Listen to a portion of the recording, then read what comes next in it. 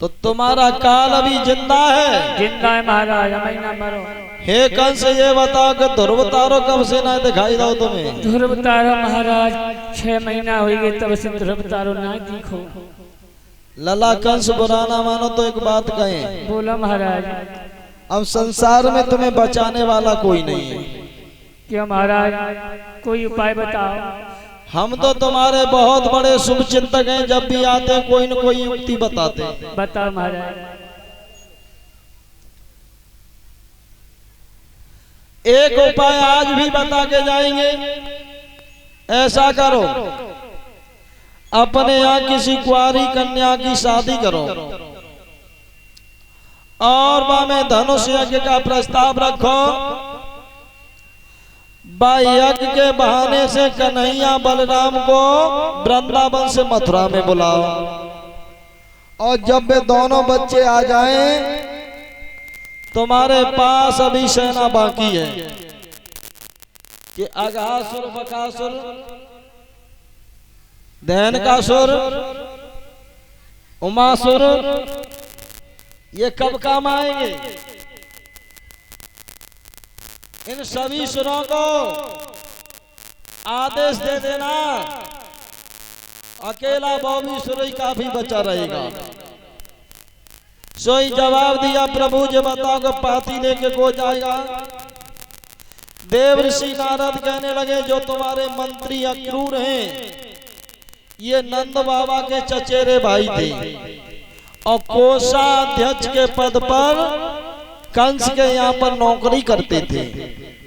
जवाब दिया कि अक्रूर को भेज दो और नंद बाबा इन पर भरोसा भी करेंगे।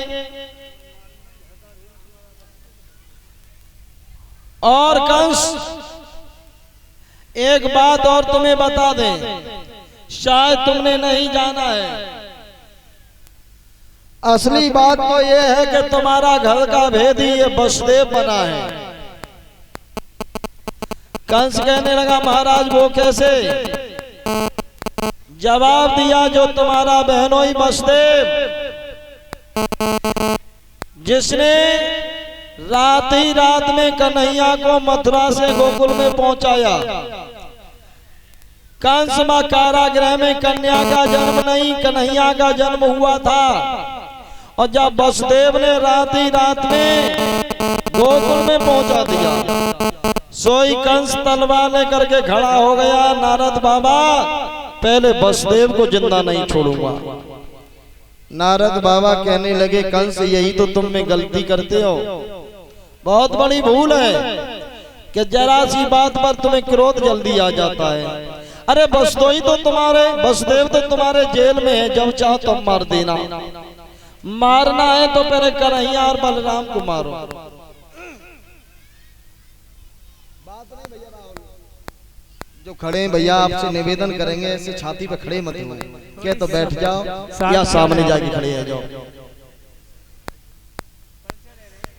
आज भक्तों, अक्रूर को पत्र दिया। अक्रूर जी कहने लगे, कंस वैसे भी जा मथुरा की गद्दी का थोड़े दिन और शासन कर लो, कन्हैया के आने की देरी है, फिर तुम्हारी मौत की देरी नहीं है। जवाब दिया अक्रूर, हम जैसा कहते हैं वैसा करो, आप चले जाओ।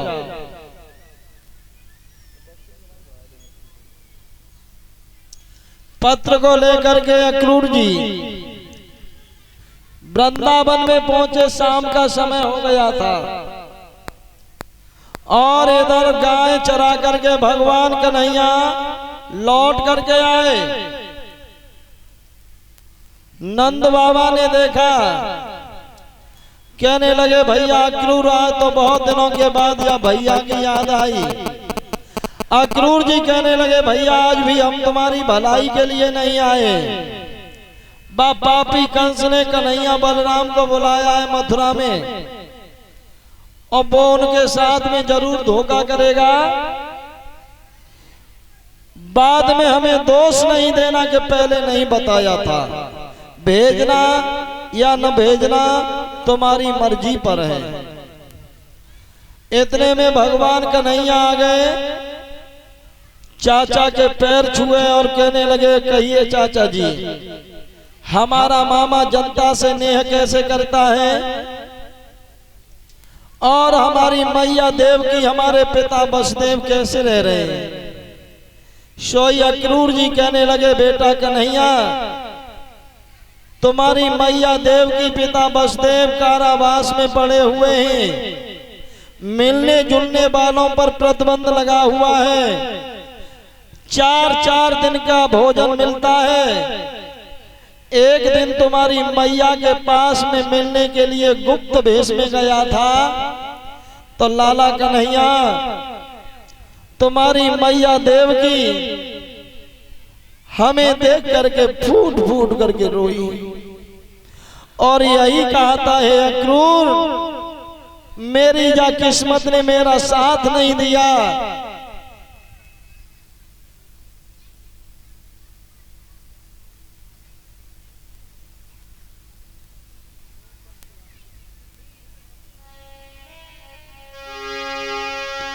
मैया देव की रोकन के हमसे बोली थी,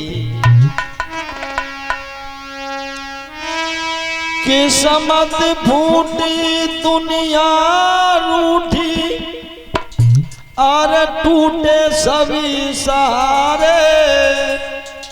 जय गुरुदेव। वृंदावन में भटकत हुए मेरे बारे राज दुलारे। वृंदावन में भटकत हुई मेरे बारे राज दुलारे। हे अक्रूर, भटकत हुई मेरे बारे राज दुलारे। तुम्हारी मैया देव की हमें देख करके बहुत रोई और यही कहता है, अक्रूर, किस्मत फूटी दुनिया रूठी टूटे सभी सहारे। वृंदावन में भटकत हुए मेरे बारे राज दुलारे। वृंदावन में भटकत हुई मेरे बारे राज दुलारे। वृंदावन में भटकत हुई मेरे बारे राज दुलारे।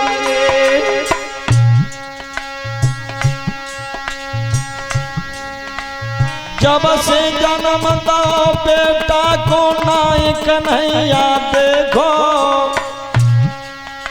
हे अक्रूर, मैं वो माँ हूँ कि बेटा को मैंने जन्म तो दे दिया, मैं जननी तो बन गई,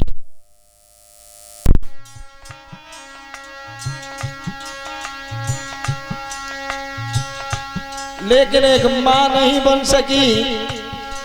बेटा को जन्म तो दे दिया, जब ते जन्म दो मोहन को नाय कन्हैया देखो। कितनो बड़ो भव का स्यानो रही गो पेट पर गो। कितनो बड़ो का भयो सियानो नहीं गो पेट पर गो। कितनो बड़ो का भयो सियानो नहीं गो पेट पर गो। एक बार अपने मोहन को जी भर को दखिलाती, तो जा जेल में मात देवकी की शीतल होती छाती। तो जा जेल में मात देवकी की शीतल होती छाती। तो जा जेल में मात देवकी की शीतल होती छाती। शोक सिंधु में नैया डूबी अब नहीं मिले किनारे। शोक सिंधु में नैया डूबी